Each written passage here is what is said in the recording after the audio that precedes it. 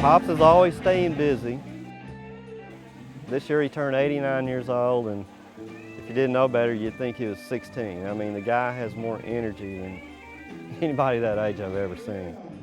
Pops moved to Denton from Houston in 1969, and so that's a lot of years that he's been on Fry Street swooning the girls, man.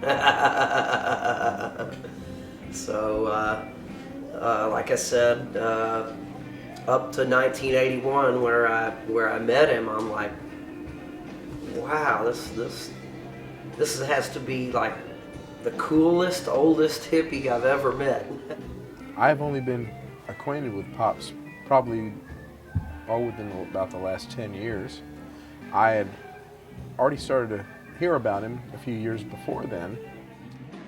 I met Pops in 1978 when I was a college student here in Denton. And over the years that I've known him, I've always seen him be the first person to help a kid out. You know, if some kid needed something to eat or needed a new pair of tennis shoes or maybe some school supplies for that coming year, Pops is always the first person to put his hand in his pocket and help those kids out.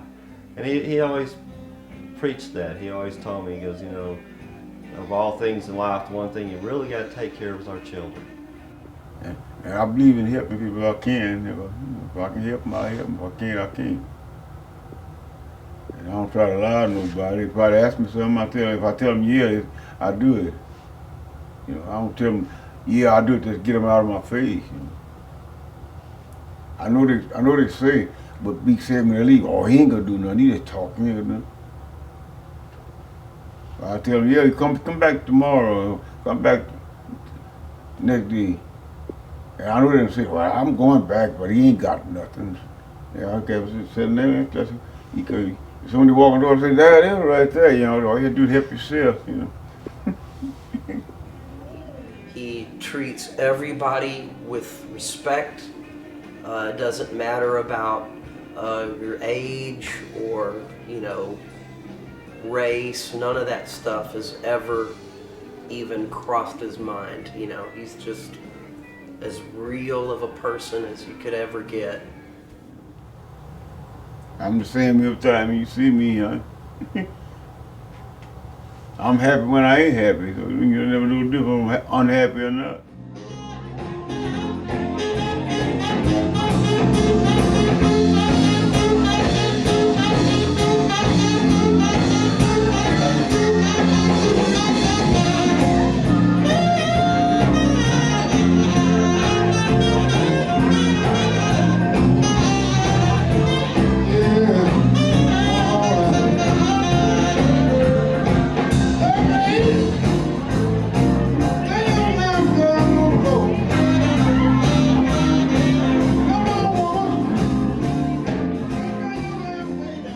Some of my friends, they played in bands on Fry Street and Hickory Street at the clubs around the campus.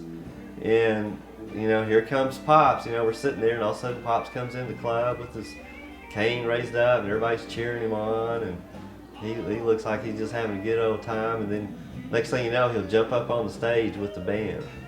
And that always amazed me. I was always like, man, how does he do that?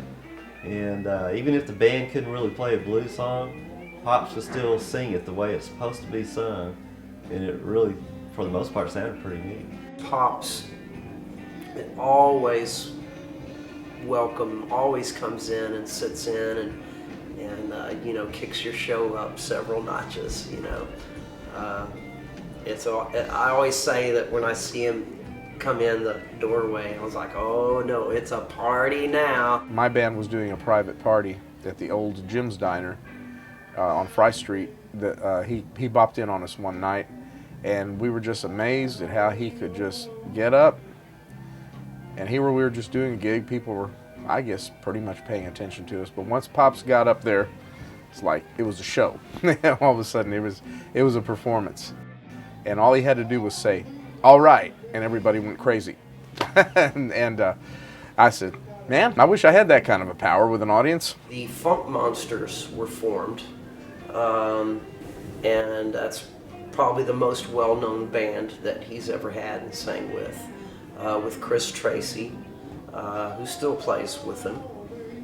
And the band did start in '81, as a matter of fact, and I believe they started, and Pops came into one of their gigs and sat in, and they were like, we just need to make it Pops Carter and the Funk Monsters. And they did, and that's still the band name today.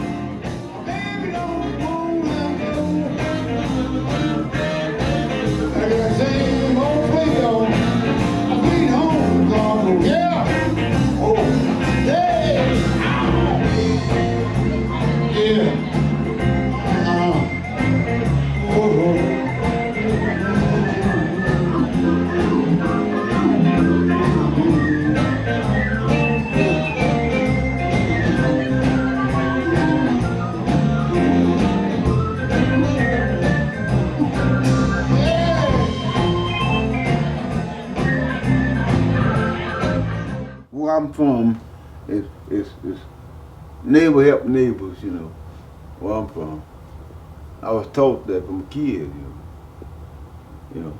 I was taught that kid, you can't live in the world by yourself, you know. Not only is Pop's real good with helping kids out and being the charitable guy, but he'll do benefits where he'll come out and play with the band or bring his own band, or you know, whoever. They'll play for an hour or two. If Pop's had it his way, he'd sing all night, but they'll do this for absolutely free, and they'll do it just to help somebody out. Maybe somebody had an accident, you know, whatever reason, whatever the occasion was. Pops is always the first one to show up. Everybody's happier after they meet Pops Carter. They walk away from Pops with, you know, a good positive sense, and I think that kind of inspires everybody. Then over the years, the community has returned that to Pops.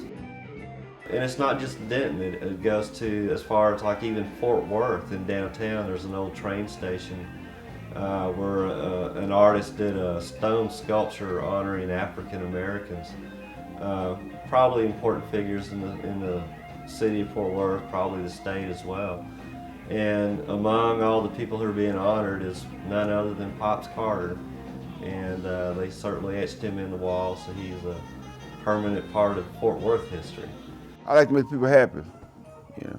That's why I stay in this building. Y'all should come to a jazz fest and look at them kids out there. Man, they're jumping up and down and hollering, pop, pop, pop, you know, and patting their hands, you know. And I get a thrill out of that, you know. Yeah. And sometimes I think about retiring, you know. And every time I get around, got playing them kids get there, I say, oh, I can't do this. I'm gonna have to keep this up there, you know. Pop's focus is just being good to other people, and it just makes you want to be good to him. It's the greatest lesson you could ever learn.